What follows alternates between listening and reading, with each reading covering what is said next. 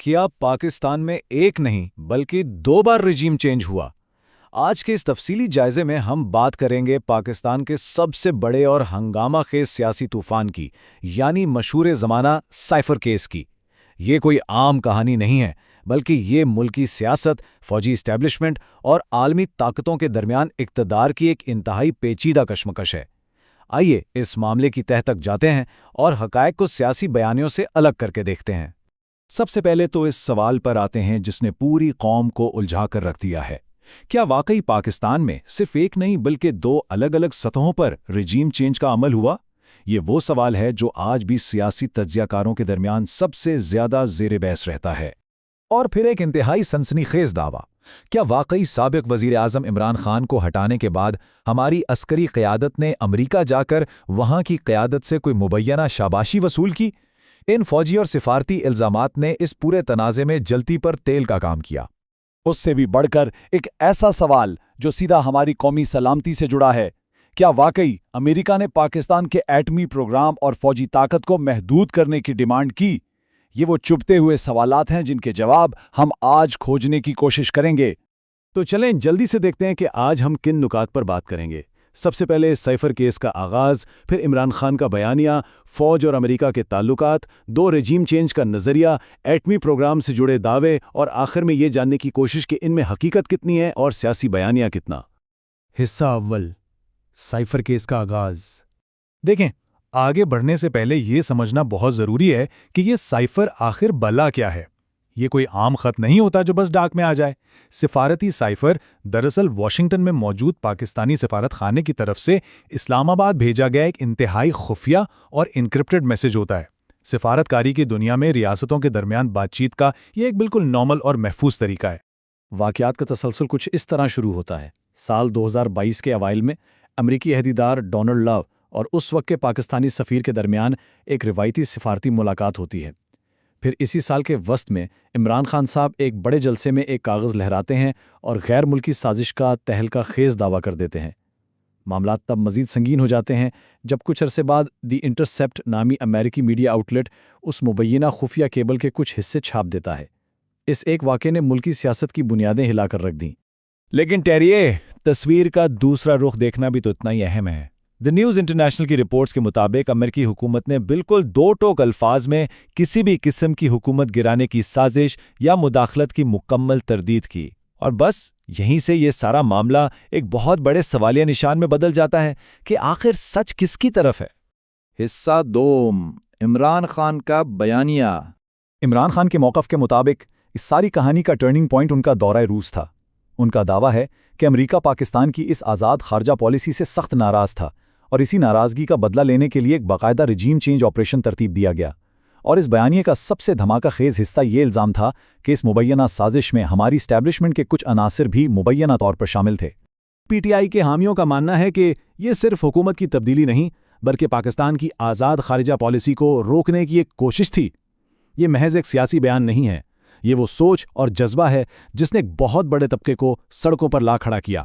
حصہ سوم، فوج اور امریکہ کے تعلقات۔ ہم سب جانتے ہیں کہ سیاسی دعووں اور زمینی حقائق میں اکثر زمین آسمان کا فرق ہوتا ہے۔ ایک طرف یہ دعویٰ بار بار دہرایا گیا کہ سابق آرمی چیف جنرل باجوہ اور دیگر عسکری قیادت نے حکومت کے خاتمے کے بعد امریکی صدر جو بائیڈن سے شاباشی لی یا کوئی خاص تعلقات استوار کیے، لیکن حقیقت یہ ہے کہ اب تک کسی بھی سرکاری، غیر جانبدار یا مستند ذریعے سے ایسی کسی ملاقات یا شاباشی کا کوئی ایک بھی ثبوت سامنے نہیں آیا۔ اور یہیں سے یہ بات واضح ہوتی ہے کہ سوشل میڈیا پر نظر آنے والی ہر چیز پر آنکھیں بند کر کے یقین نہیں کیا جا سکتا۔ سوچ فیکٹ چیک جیسے اداروں نے ان میں سے بہت سی وائرل ویڈیوز کی چھان بین کی اور تصدیق کی ہے کہ فوجی قیادت کے حوالے سے پھیلائی گئی بے شمار خبریں یا تو مکمل طور پر جھوٹی تھیں یا پھر ان کا کوئی سر پیر ہی نہیں تھا۔ حصہ چہارم، 2 رجیم چینج کا نظریہ۔ سیاسی تجزیہ کاروں کے درمیان ایک بڑا ہی دلچسپ نظریہ زیر بحث رہتا ہے۔ ان کے مطابق پاکستان میں دراصل 2 بار رجیم چینج ہوا۔ پہلا تو وہ جو سب نے ٹی وی اسکرینز پر دیکھا، یعنی پارلیمنٹ کے ذریعے عمران خان کی سیاسی حکومت کا خاتمہ۔ لیکن کہا جاتا ہے کہ دوسرا رجیم چینج اندرونی تھا۔ یہ اس وقت ہوا جب general Asim Munir army chief بنے اور ملک میں طاقت کا اندرونی توازن یکسر تبدیل ہو گیا۔ یہ نظریہ دراصل اس پرانی بحث کو دوبارہ زندہ کرتا ہے कि पाकिस्तान में असल ताकत तो हमेशा फैसला साज इदारों के पास ही रही है, सियासी हुकूमतों के पास नहीं। बात सुनने में लॉजिकल ज़रूर लगती है, लेकिन हमें गैर जानिबदार होकर यह भी याद रखना चाहिए कि बहैसियत एक मफरूज़ा इसके कोई ठोस या मुकम्मल दस्तावेजी सबूत अवाम के पास मौजूद नहीं है। ये सिर्फ हालात की एक तशरीह है। हिस्सा पंजम, एटमी प्रोग्राम के दावे। अफवाहें कितनी खतरनाक हो सकती हैं इसका अंदाज़ा इस बात से लगाएं कि सोशल मीडिया पर तवातुर के साथ ये दावा फैलाया गया कि अमेरिका ने पाकिस्तानी जनरल्स को एटमी ताकत कम करने का मुबैना हुक्म दे दिया है। ये एक इंतहाई हसास दावा है, लेकिन ज़रा आज इंग्लिश टीवी और दफ्तर खारजा की रिपोर्ट्स पर नज़र डालें तो हकीकत बिल्कुल बरक्स है। सरकारी सतह पर तस्दीक शुदा है कि पाकिस्तान का एटमी प्रोग्राम मजबूत कमांड स्ट्रक्चर के तहत मुकम्मल सिविलियन कंट्रोल में है और बिल्कुल महफूज है। हाँ, इस बात में कोई दो राय नहीं कि मगरबी ममालिक माजी में वक्तन फ़वक्तन हमारे एटमी प्रोग्राम पर तशवीश का इजहार करते रहे हैं। ये सिफारती तारीख का एक हिस्सा है। लेकिन इस रिवायती सिफारती तशवीश को ये रंग दे देना कि जो बाइडन ने बराह रास्त पाकिस्तानी फ़ौज को एटमी सलाहियत कम करने का हुक्म जारी कर दिया है, ये सरासर हक़ाइक़ के मुनाफी है।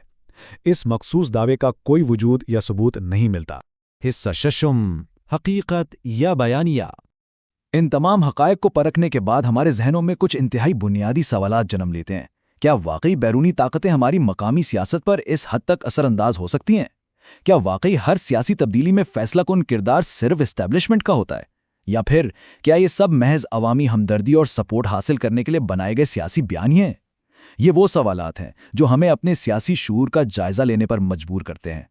एक बात तो बिल्कुल वाज़ेह है, साइफर केस जो महज एक आम से सिफारती राब्ते के तौर पर शुरू हुआ था, उसने रफ्ता रफ्ता मुल्की सियासत, फ़ौज, अमरीका और इक़्तिदार की कशमकश की एक पूरी ड्रामाई कहानी का रूप धार लिया। इस एक वाक़ये ने हमारी कौमी सोच और मुल्क की तारीख पर इतने गहरे असरात छोड़े हैं जिन्हें शायद दहाइयों तक महसूस किया जाएगा। अब ये फैसला करना बहुत मुश्किल है कि इन तमाम वाक़यात में हकीकत की लकीर कहाँ ख़त्म होती है और सियासी बयानिए कहाँ से शुरू होते हैं। क्या ये सब वाकई एक सच्चाई है या फिर इक़्तिदार का एक ऐसा खेल जिसके पसे पर्दा हक़ाइक़ और मुकम्मल जवाबात शायद आवाम को कभी ना मिल सकें। आज के इस तफसीली जायजे में हमारे साथ शामिल करने का बहुत शुक्रिया। हक़ाइक़ को परखते रहें और सोचने का अमल कभी ना रोकें।